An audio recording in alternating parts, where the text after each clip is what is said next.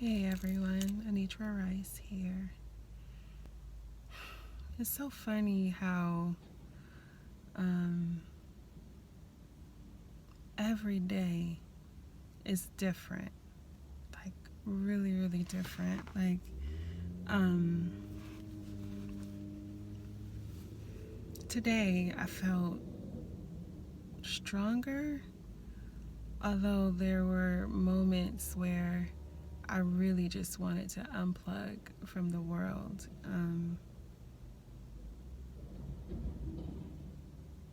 Where I felt as if I wish I were invisible. I'm a school teacher and I teach kindergarten, and it's really been helpful to come back and be with my itty bitties. Um, but I find that sometimes when I'm around my colleagues, I feel overwhelmed, and just because I don't have just a lot of time to decompress, and even though I know everyone means well, uh, sometimes I wish that I were invisible. I know it's not a possibility, but it just feels like I wish I could just move invisibly sometimes through spaces, um, so that I won't. I don't know. It feels like sometimes I just don't have the energy to engage. Sometimes I just don't have the energy to smile. Sometimes I just don't have the energy to walk into a room and greet everyone. And in my heart, I'm like, I don't want people to think, ill of me or that I'm rude. Or a friend said to me, you can't be concerned about other people's feelings at this time, or how. And it's true. Like, sometimes I only have enough energy just to get through the moment. And I was just thinking about that. I felt like it just took so much effort just to have a general conversation. And it's just too much for me. Um, it's only been a month, a little over a month now. But yeah, so I'm navigating that. I wrote a poem. I think I'll recite it later. It's not with me, it's at home, but about feeling like a misfit. Like, I I don't fit in with people right now. Um, yeah, like I just finding a place to belong, and I believe I have that with the people who are really close to me and who know me well, and people who are my safe people.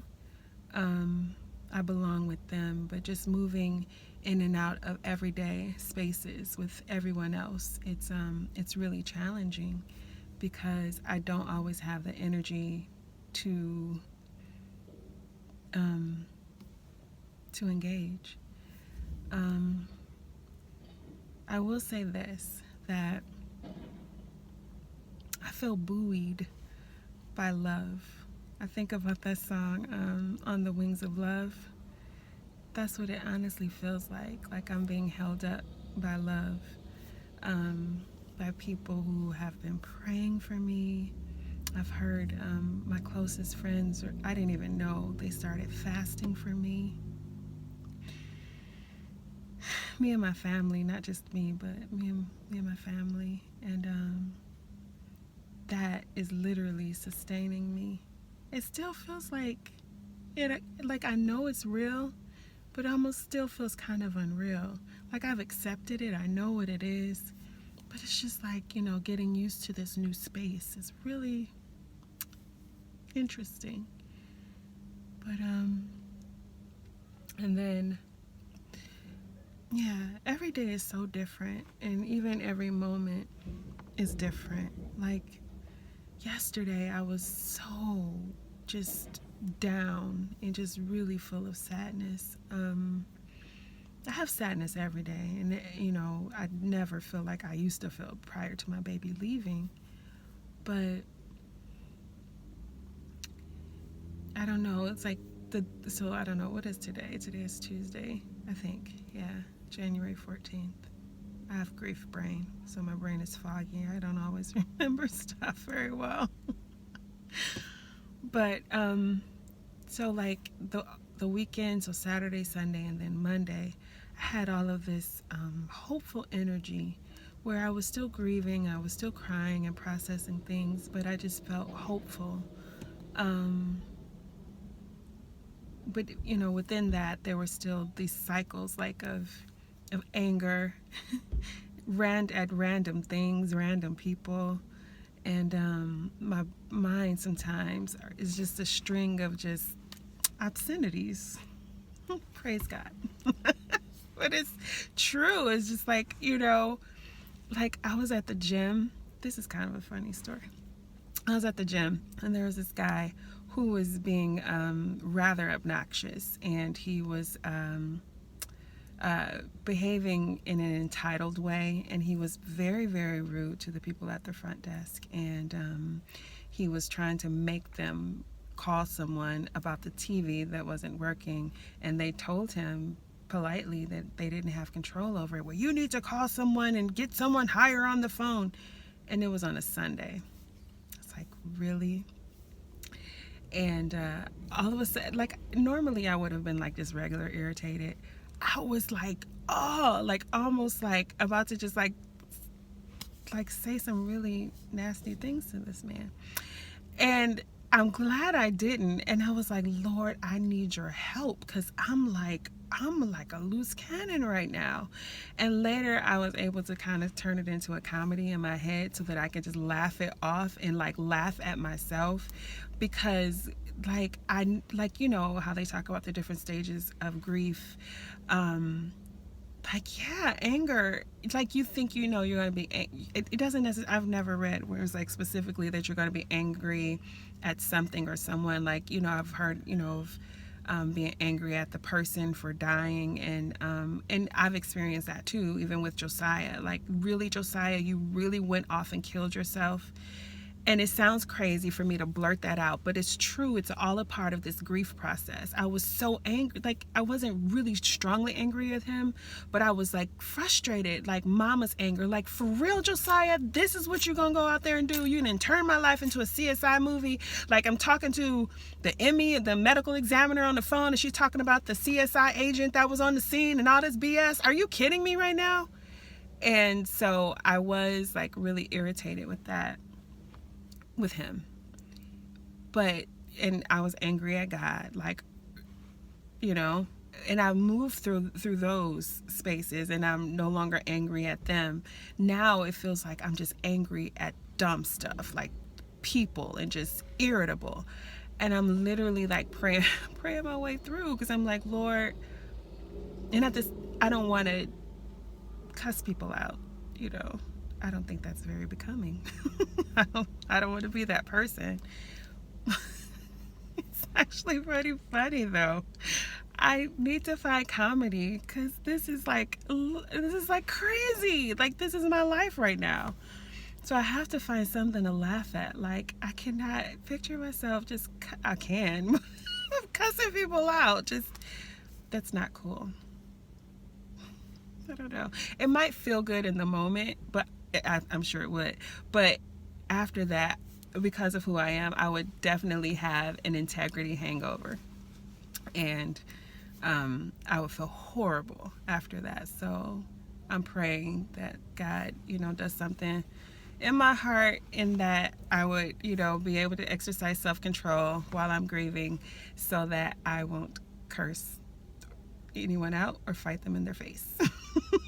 Because that would not be good. But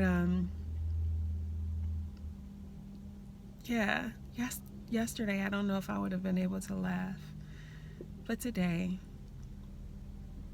I can laugh.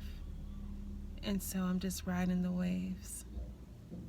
I feel like this burning in my chest, my stomach. I call it like the burning of grief. There's this uneasiness of this I don't know, like a ball right here of sadness. It's always present when I think about Josiah, how much I miss him.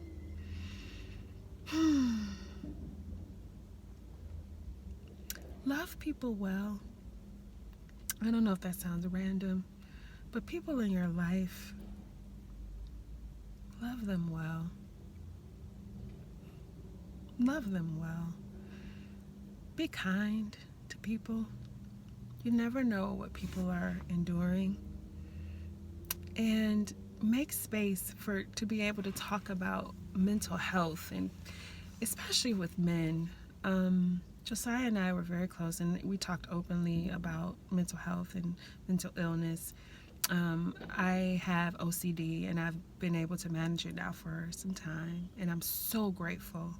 And my baby also developed OCD, Josiah, back in April of last year. And then he also had some other things going on as well, not only just OCD, but there are some other things going on as well. And we need to be able to make space for people to talk about what it is that they're going through, and not to just say, oh, you'll get over it, or that's just weak, or something like that, because it isn't. And what happens when we react to people like that, it causes them shame. And shame is very difficult to come from up under. That's my pickle. Hey, love bug.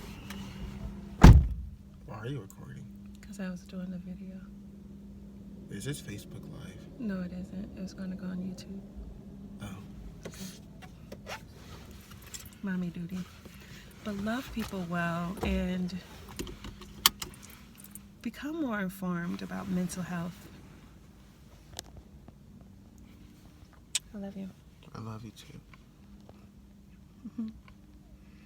Become more informed about mental health. And especially when men are feeling dark and lonely and like they don't have anyone to talk to, it's so important for us not to shame them, not to make them feel like they're subhuman because of what they're going through mentally, or to make them feel like they are weak because of what they're going through mentally. We really, really need to create space for especially black men, but beyond black men, men in general, and then each other, and to be soft places for people to be able to deal with their pain. And I'm grateful that Josiah and I had that type of relationship, but the society that we live in isn't that way. Generally speaking, it isn't. It isn't. And it causes people to recoil and to go into these shells and to feel hopeless when they are suffering from mental illness. And so I just wanted to say that at the end of it all. Do you have anything you want to say? I would say, like, see, I don't know what you talked about, but, like, be there for people. Mm-hmm.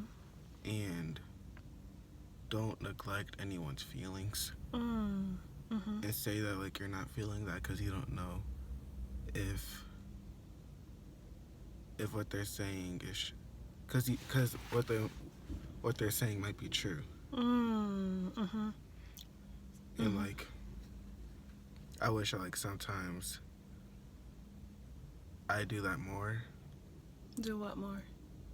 Be there for people instead of like neglecting it or saying, oh, you just want attention, when really they might be hurting.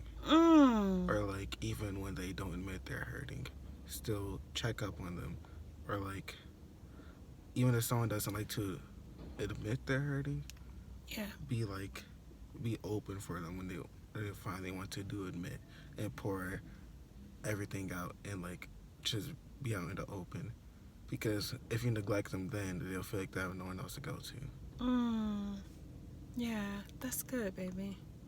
That's good. Thank you for sharing. That's really good. That's my pickle. That's Nicholas. That's the baby. He just turned 14 last month. That's Josiah's baby brother. All right, you guys. I'm about to go home and feed my baby. And thank you, baby, for sharing. I love you so much, sweetie pie. All right, you guys, thank you for watching. Please like, share, especially share for those who you may know who are hurting or who just need some encouragement with this particular video. I don't know, just if you find it relevant to share, please share.